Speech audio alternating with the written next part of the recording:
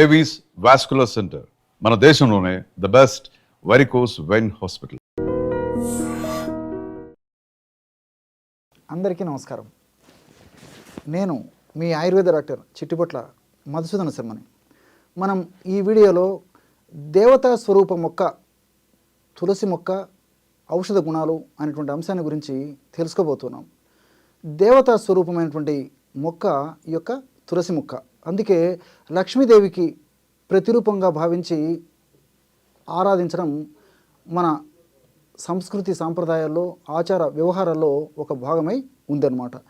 అట్లే సంపదకి సౌభాగ్యానికి చిహ్నంగా భావించబడుతూ ఆ తులసి మొక్క కరుణ కటాక్ష వీక్షణాలు మన శరీర ఆరోగ్యం పైన, మానసిక ఆరోగ్యం పైన, ఆధ్యాత్మిక ఆరోగ్యం పైన సక్రమంగా చక్కగా ఉండేందుకు కూడా చాలా చక్కగా ఈ యొక్క తులసి మొక్క దేవత స్వరూపంలో ఉపయోగపడుతుందని చెప్పేసి కూడా భావించడం కద్దు. ఈ యొక్క తులసి మొక్కలో ఎన్నో రకాలైనటువంటి ఔషధ గుణాలు కూడా ఉన్నాయన్నమాట. అంటే ఆధ్యాత్మికమైనటువంటి పరంగానే కాకుండా అట్లే దైవాంశ సంభూతంగా భావించబడేటువంటి పరిస్థితే కాకుండా ఔషధంగా కూడా ఈ తులసి మొక్క చాలా అద్భుతంగా ఉపయోగపడేటువంటి పరిస్థితి ఉందన్నమాట. ఈ యొక్క తులసి మొక్క వివిధ రకాల వ్యాధుల్లో ఉపయోగపడుతుంది.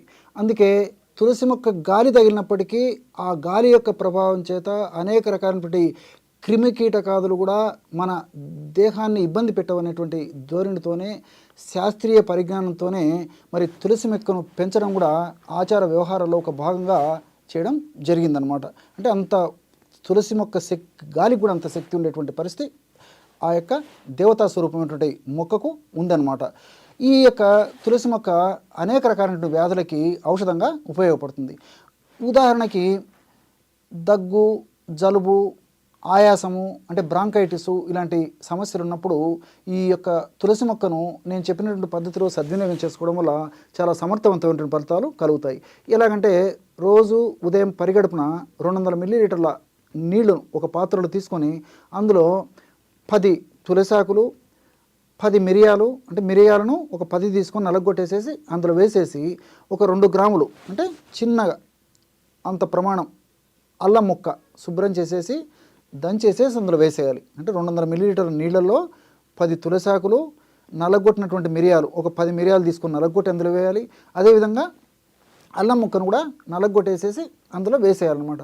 ఆ విధంగా వేసి పొయ్యి మీద పెట్టేసి 100 మిల్లీలీటర్ల నీళ్లు మాత్రమే మిగిలేటట్లు మరిగించి దించి చల్లార్చి గోరువెచ్చగా ఉన్నప్పుడు వడగట్టేసేసి అందులో ఒక స్పూను తేనె కలిపేసి సేవిస్తుండాలి రోజు ఉదయం పూట. ఈ విధంగా క్రమం తప్పకుండా రోజు ఒక్కసారి ఈ యొక్క ఔషధాన్ని ఈ పద్ధతిలో వాడుకోవడం వల్ల చాలా సమర్థవంతమైన ఫలితాలు కలుగుతాయి. అంటే ఈ తులసి మొక్కకు ఉన్నటువంటి అద్భుతమైనటువంటి శక్తులు ఏమిటంటే యాంటీటసివ్గా పనిచేస్తుంది, యాంటీ హిస్టమిన్గా పనిచేస్తుంది, యాంటీ ఇన్ఫ్లమేటరీగా పనిచేస్తుంది, అదేవిధంగా యాంటీబయాటిక్గా పనిచేస్తుంది, యాంటీ ఫంగల్గా పనిచేస్తుంది, అదేవిధంగా యాంటీ వైరల్గా పనిచేస్తుంది. ఈ విధంగా అనేక రకాలైనటువంటి ఔషధ శక్తులు ఈ తులసి మొక్క దేవతా స్వరూపమైనటువంటి తులసి మొక్క సొంతం అన్నమాట. కాబట్టి ఈ సమస్య సర్వసాధారణంగా వ్యాధి నిరోధక శక్తి తక్కువగా ఉన్నటువంటి వాళ్ళలోనే ఈ సమస్య కూడా కలుగుతూ ఉంటుందన్నమాట. విపరీతమైనటువంటి అలర్జీ, తుమ్ములు, జలుబు, దగ్గు, ఆయాసము చాలా బాధపడుతుంటారు అనమాట. మరి ఈ వ్యాధి నిరోధక శక్తిని పెంచేందుకు కూడా ఇప్పుడు నేను చెప్పినటువంటి పద్ధతిలో ఔషధాన్ని వాడుకోవడం వల్ల ఉపయోగం కలుగుతుంది అనమాట. కాబట్టి ఈ యొక్క ఔషధాన్ని మరి దీర్ఘకాలం పాటు వాడినప్పటికీ అన్నీ మనకు సైడ్ బెనిఫిట్స్ ఉంటాయి, ఎలాంటి సైడ్ ఎఫెక్ట్స్ ఉండవు. క్రమక్రమంగా ఆ యొక్క సమస్య కూడా తగ్గిపోయి శాశ్వతంగా కూడా ఆ అలర్జీ నుంచి మనం చెక్ పెట్టవచ్చు అనమాట ఈ యొక్క పద్ధతిలో ఈ యొక్క ఔషధాన్ని వాడుకోవడం వల్ల. అట్లే మానసికమైనటువంటి ఒత్తిడి కానీ, మూర్ఛ, హిస్టీరియా, మెదడుకు సంబంధించినటువంటి వ్యాధులు, అదేవిధంగా ఈ పార్కిన్సన్స్ లాంటి వ్యాధులు, ఇలాంటి జబ్బులు ఉన్నప్పుడు కూడా మెదడుకు సంబంధించినటువంటి ఇలాంటి జబ్బులు ఉన్నప్పుడు కూడా తులసిని మనం సక్రమంగా సద్వినియోగం చేసుకోవడం వల్ల చాలా చక్కగా ఉపయోగపడుతుంది అనమాట. అంటే జ్ఞాపక శక్తి పెరిగేందుకు కూడా ఈ యొక్క తులసి మొక్కని ఇప్పుడు నేను చెప్పినటువంటి పద్ధతిలో సద్వినియోగం చేసుకోవడం వల్ల చాలా చక్కటి ఫలితం కలుగుతుంది. ఎలాగంటే 2 కొబ్బరి గిన్నెలు తీసుకోండి, ఎండినటువంటివి 2 కొబ్బరి గిన్నెలు బాగా నిదానంగా నోట్ చేసుకోండి, గమనించి నోట్ చేసుకోండి. 2 ఎండు కొబ్బరి గిన్నెలు తీసుకొని 2 ఎండు కొబ్బరి గిన్నెల్లో తులసి ఆకులు వేసేయండి. అంటే కొబ్బరి గిన్నె ఎలా ఉంటుంది కదా, ఇందులో తులసి ఆకులు వేసేయండి. ఆ విధంగా ఆ కొబ్బరి గిన్నెల నిండా తులసాకులు వేసేసి పక్కన పెట్టేసేయండి ఆ తులసాకులని. అదేవిధంగా బెల్లం, పాత బెల్లం దొరికితే మరీ మంచిది. పాత బెల్లం పొడి చేసేసి, ఒకవేళ పాత బెల్లం దొరకకపోతే మామూలు బెల్లమైనా సరిపోతుంది.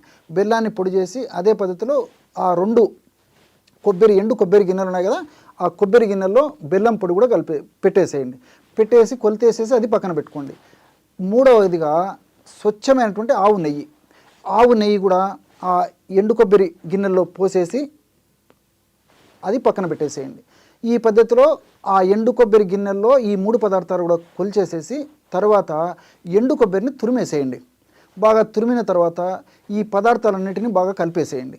ఎండు కొబ్బరి తురిమిన తర్వాత ఎండు కొబ్బరి తురుములో తులసాకులు, బెల్లము, స్వచ్ఛమైనటువంటి ఆవు నెయ్యి, ఈ పదార్థాలన్నీ బాగా కలిపేసేసి ఒక సీసాలో నిలువ ఉంచుకొని ఒక 30 రోజుల పాటు కదలకుండా అలాగే మూత బిగించేసి గాలి చొరబడినటువంటి ప్రాంతంలో, వెలుతురు లేనటువంటి ప్రాంతంలో, అంటే మబ్బుగా ఉన్నటువంటి ప్రాంతంలో ఒక మూలకు పెట్టేసేయండి. ఇంతే. 1 నెల పాటు తయారు కావడానికి అందులో ఉన్నటువంటి అద్భుతమైన రసాయన ఔషధ శక్తులు అందులోకి వచ్చేదానికి మరి ఈ యొక్క ప్రాసెస్ అవసరం అనమాట. కాబట్టి ఈ పద్ధతిలో అందులో నిలువ ఉంచిన తర్వాత తీసుకొని రోజు ఉదయం పరిగడుపున 3 వేళ్ళకు వచ్చినంత, అంటే ఇలా పట్టుకుంటే ఎంత వస్తుందో అంత ప్రమాణం చప్పరించేసి మింగేసి నీళ్లు తాగొచ్చు, లేకపోతే 1 కప్పు పాలు తాగినా సరిపోతుంది అనమాట. ఈ విధంగా క్రమం తప్పకుండా రోజు ఒక్కసారి చేయడం వల్ల నేను చెప్పినట్టు మానసికమైనటువంటి ప్రశాంతత కలుగుతుంది, జ్ఞాపక శక్తి వృద్ధి అవుతుంది, మెదడుకు సంబంధించినటువంటి వ్యాధులు తగ్గిపోతాయి, అట్లే మూర్ఛ, హిస్టీరియా లాంటి సమస్యలు కూడా తగ్గిపోయేటువంటి పరిస్థితి ఈ యొక్క ఔషధం వల్ల కలుగుతుంది. కానీ ఈ ఔషధం తయారు చేసుకునేటప్పుడు చాలా జాగ్రత్తగా ఉండాలన్నమాట. అంటే ఏమాత్రం నీటి శాతం అందులో ఉన్నా ఒక్కొక్కసారి ఔషధం మనం 30 రోజుల పాటు అలాగే ఉంచుతాం కాబట్టి ఒక్కొక్కసారి ఫంగస్, ఆ బూజు వచ్చేటువంటి అవకాశం ఉంటుంటుంది. కాబట్టి మరి తులసాకులను బాగా శుభ్రం చేసేసి నీటి శాతం, అంటే మనం నీళ్లు చల్లేటువంటి పరిస్థితి ఉంటుంది కాబట్టి అలా కాకుండా నీటి శాతం ఏమాత్రం పైభాగంలో, అంటే మనం టచ్ చేసినప్పుడు నీరు తగలకూడదు అనమాట. ఆ విధంగా ఆ నీటి శాతం అంతా ఆరిపోయిన ఉన్నటువంటి ఆ తులసి ఆకులు, పచ్చి తులసి ఆకుల్ని వాడుకోవాలన్నమాట. ఈ జాగ్రత్తగా గమనించేసి మీరు చెప్పినటువంటి పద్ధతిలో ఈ యొక్క ఔషధాన్ని వాడుకోవడం వల్ల చాలా అద్భుతమైనటువంటి ఫలితం కలిగేటువంటి పరిస్థితి ఏర్పడుతుంది. అదేవిధంగా ముఖం మీద వచ్చేటువంటి మొటిమలు కానీ, గుల్లలు కానీ, నల్ల మచ్చలు కానివ్వండి, ఇలాంటి అనేక రకాలైనటువంటి సమస్యలు కూడా సౌందర్య సాధనంగా తులసి ఉపయోగపడుతుంది. ఎలాగంటే ఒక 25 లేదా 30 తులసాకులు తీసుకోండి. ఒకటి కర్పూరం బిళ్ళ, అంటే 25-30 పచ్చి తులసాకుల్లో ఒక కర్పూరం బిళ్ళ తీసుకొని ఆ పదార్థాన్ని అంతా బాగా కలిపేసేసి గోరింటాకులాగా, పేస్ట్ లాగా, లేపనంలాగా తయారు చేసుకోండి. దాన్ని ముఖ భాగంలో ఎక్కడైతే మీకు సమస్య ఉందో ఆ భాగంలో అప్లై చేసి 1 గంట తర్వాత గోరువెచ్చని నీటితో కడిగేస్తుండండి. ఇంతే.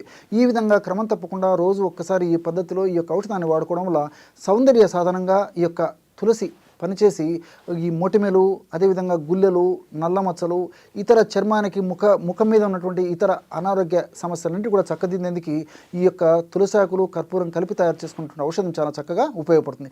ఈ విధంగా అనేక రకాలైన వేలాది లక్షలాది రోగాలు కూడా ఈ తులసి మొక్కను, దేవతామూర్తి అయినటువంటి తులసి మొక్కను మనం సద్వినియోగం చేసుకోవడం వల్ల ఆ యొక్క అనారోగ్య సమస్యల నుంచి మనం చెక్ పెట్టవచ్చు అనమాట.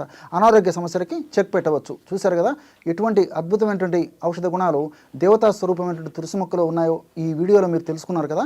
మరొక వీడియోలో మరొక అంశంతో మళ్ళీ కలుద్దాం. అంతవరకు నమస్కారం. మీ చిట్టిబొట్ల.